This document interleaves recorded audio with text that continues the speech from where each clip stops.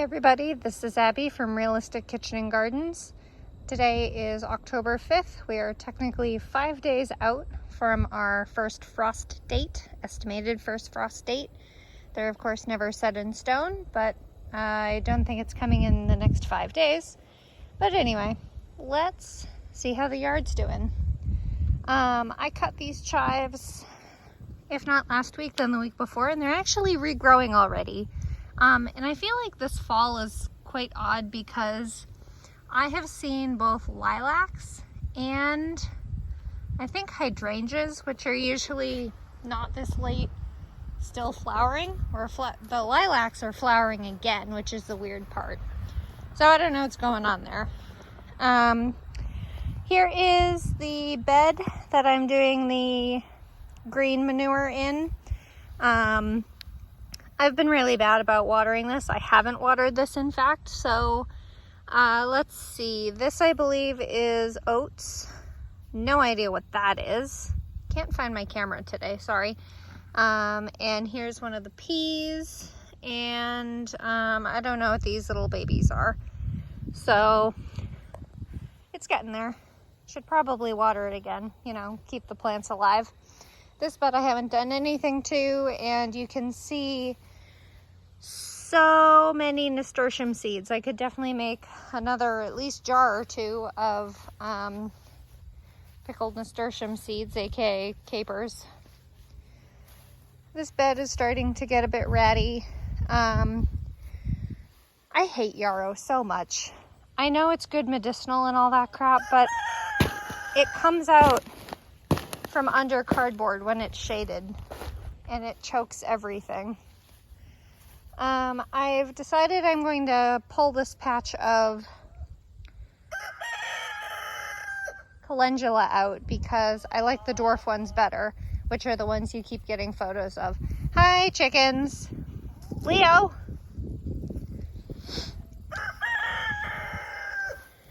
And here is the row, 2 rows actually, of garlic. 202 bits of garlic, bulbs of garlic have been planted. And now, of course, the seeds I planted earlier to try to do a crop of like soil busting stuff is now germinating, because why would we germinate when we're supposed to? These are probably, it's probably buckwheat actually. I'm pretty sure this is buckwheat, and it's probably seeds that fell off the previous plants when I rototilled and are just germinating now that I think about it. But anyway, 2 rows of garlic planted about 4 to 6 inches apart. And will be lots and lots of garlic next year. I'm so excited.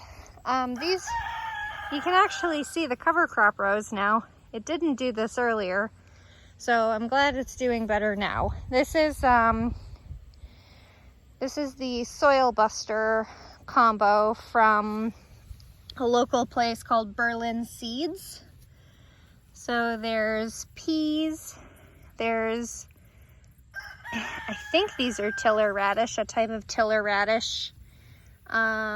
And I'm sure there's a type of either ryegrass or oats or something like that coming up. But the cardboard row, this was the row that was covered in cardboard. And this was the row that I kind of struggled to rototill once upon a time.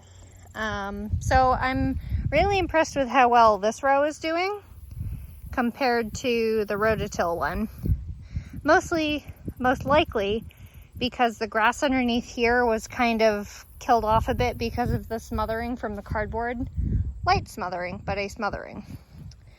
This row is still sitting open from here to the end for my, I have no words in my head today. Overwintering onions. There's going to be 108-ish that are going in here. 72 white and 36 red, assuming every single one germinated, which I know they did not. I got the kale planted. One, you can barely see that one, it's so dark. 2 purple moon. They're surprisingly varied, even though they're the same seed packet and everything. Planted on July 20th, as you can see on my tag, and transplanted like last week. And then I have 3 kale that I think all ended up being Licino, or what is commonly called Licino or dinosaur kale. Transplanted them out at the same time, same seeding and all that. Annie's kale mix is supposed to be a bunch of different kales, and the 3 I decided to keep all somehow managed to be the same variety, because that's my odds. And my Swiss chard is still in transplant shock. The Volunteer Oregon sugar snow peas look like they're flowering well and even doing double blossoms. I have done quite literally nothing to these plants, and they're just doing what they want because they volunteered from when I had these as a companion. That is a cabbage moth inside with my brassicas. Goddamn bugs. Can't win. Anyway, Veller purple pod bush bean swallowed by yarrow and some hairy vetch that somehow survived through this entire season and is continuing on. Petunias still doing whatever the heck they want and happy as a clam and don't care what's going on. Purple cabbages, Red Express. The variety is Red Express. And then here is Green Express, which looks like it has some slug damage. The little chew holes in it are most likely slugs. I always struggle with slugs. As we talk about every time, and as we will continue to talk about the fact that this row over here has had nothing in it since my attempt at cucumbers that all failed. Waltham heading broccoli with lots of bugs in there. I really need to put a taller, I really need to put a taller cover on here because they're just smashing themselves against the top of this. I'm surprised they haven't either torn it or whatever. And of course a poison hemlock in here. Let me see if I can tear it out. I hate poison hemlock, pain in my ass. It looks a lot like carrot, but the greens are just different. And this isn't a very good example of it, but it has the purple splotches. And if you look at the stem, notice how smooth it is. Where if you look at real carrots, which I actually have, you can't have this, this will kill you. If you look at this next to real carrots, which are here, look at the difference in the greens. And real carrots, you're not going to be able to see because this plant is so teeny and young.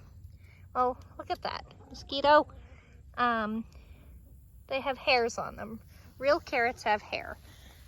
So don't eat this. This will kill you. It's poison hemlock. I don't want that in my compost. It gets to go in here.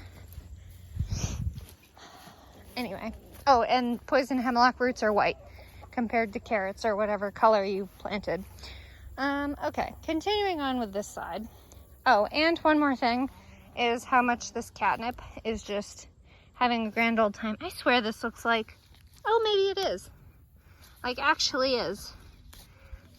Sorry. I think this might be a volunteer stinging nettle. I'm not going to touch it because I don't want to, but if you look at how more jagged the tooth is compared to the catnip, I think that might be stinging nettle, which do indeed sting, and they're very uncomfortable. But they're really high vitamin C. Here is Waltham butternut squash, which is still curing on the vine. And the few carrots I have left in here, because I harvested a bunch of them the other day when they were ready, because it somehow has already been over 70 days since July 19th. Time marches on very quickly. I left a few in here to get bigger. This is all chickweed, these little teenies. My chickens love this. And this is like already super deep. It's great ground cover, and it's actually edible for us people too. I just never bother eating it because there's other options, so why? Here are purple pod snow peas, which I planted after I thought all my parsnips weren't going to come up, and then one parsnip came up. So here's my one parsnip. And then, excuse me, honeybee. Little honeybee on here. Not fall on my things. Genovese basil, still rocking on as it wants. These little pepper plants. Ooh, that's not that little anymore, is it? Look at all those. 3. This is, well, that's the last one. But 1, 2, 3, 4. Orange sun and Jupiter. Pain in my ass. Bell pepper, sweet bell pepper. They're still carrying on. It's been hot here, but it's going to stop very soon. I think next week it's going to just plummet, temperature plummet. But this is getting there. I mean, these plants have gotten super long and leggy, and they're producing some little fruits, but I doubt they'll get any significant size. And these nasturtiums, I tore out a number of plants, so whatever plants are left have been able to spread. And this one, which looks very similar to the specific variety Peach Melba, I don't know if it has a mutation or if it's just part of that jewel variety. It must be a mutation. And the red and the orange, and I love them. They're just sprawling out, being happy. And then this is the one bell pepper that I got as a start from Territorial Seeds, which is called like Gold Sun, Gold Star, Golden something. These are like a firecracker type marigold. They're not the regular, they're not the teeny tiny ones I usually grow. I did put them in to be a little bit interesting. Sorry, I'm talking while I'm moving this, trying to keep this flat so I don't get more. This is the purple sprouting broccoli. Should really give up the, what's the old term? Give up the gambit. I should really give up on these and just take the cover off so that they can actually stretch out and unfold. But this is supposed to be a lot faster, the sprouting broccoli, than heading broccoli is. Oh, I did get you. Stupid thing is in there. Those are, where is it? Those are the cabbage moths that lay their eggs that are orange, and then they Swiss cheese your brassicas, and that's the whole purpose I have these things covered, which is why I'm so mad that one bug is in there. But the cover probably got pushed up with these weeds growing up. Sorry, volunteer plants growing and pushing the cover up so it can actually get under it. So I may just move this cover over to that. We'll see. Okay, and then the last row here. God, I don't want to move this cover, but I'm going to have to. First of all, this basil. This is one basil plant, just having a grand old time as it always has. Ooh, I should harvest this dill plant for dill seed. This is where dill seed comes from, if my phone will focus on this. That's dill seed, which comes from dill weed. That's a dill ducat is the specific, or ducat, or however you want to pronounce it. That seed specifically came from Mary's Heirloom Seeds. The heads are huge, but it's not bolt resistant, as you can see, though we've had a really hot summer. really hot, dry summer. Okay, let's see what I can find for y'all in here. Brussels sprouts. These ones are coming along nicely. So this is the first plant in line, which is certainly the biggest plant. And these little knobs right in the armpits, like I say every week, are the Brussels sprouts that we eat. We eat basically a modified leaf on Brussels sprouts. Cabbages are, I think cabbages are a modified blossom technically. I know for certain that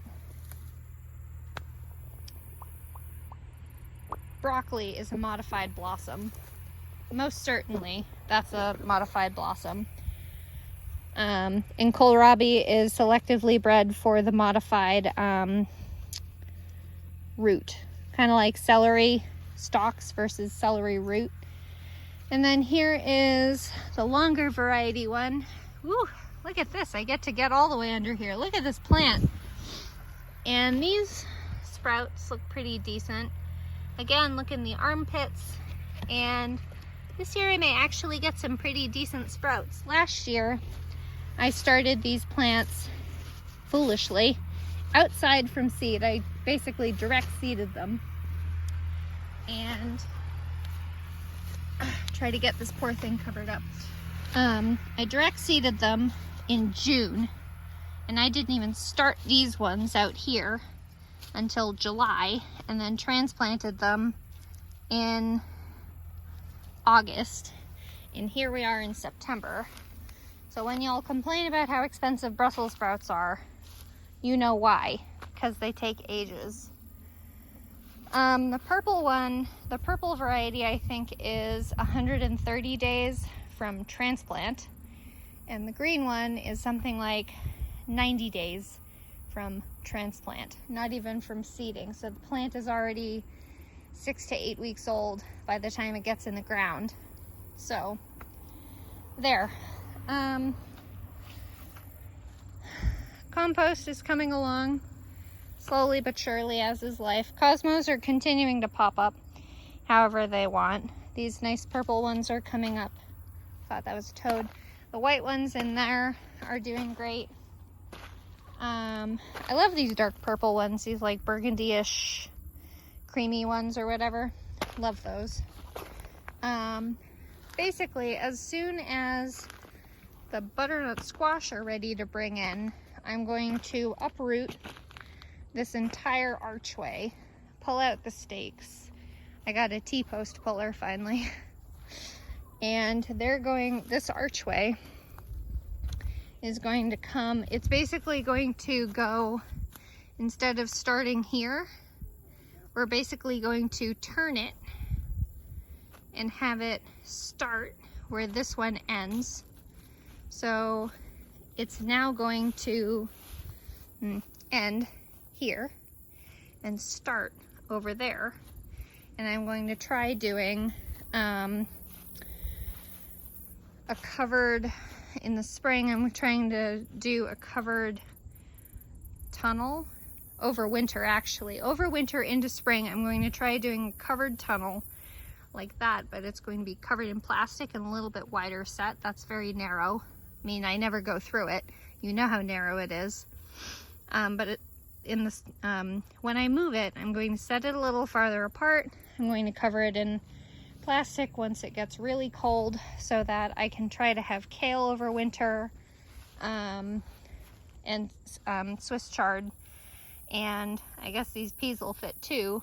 Oh, maybe those peppers can stay in there and keep living. I don't know what the minimum safe temperature is for them.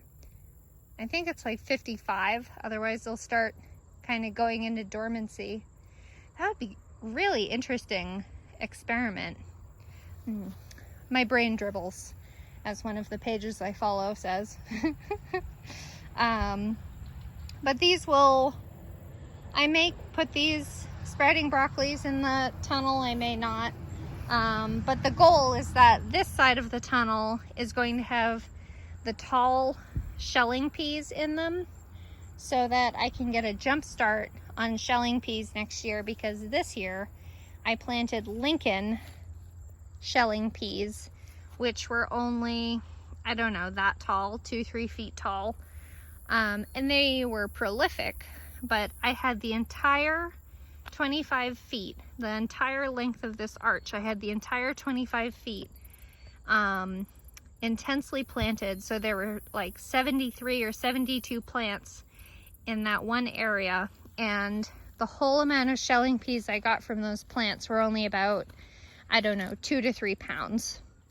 So I originally had thought I would have been able to get a year's worth of peas easy from that length, and I think I may be able to with the tall ones. The tall ones spread from between 6 feet to 12 feet tall, depending on the variety I choose. I have both Champion of England and Tall Telephone pole, and those are both shelling peas.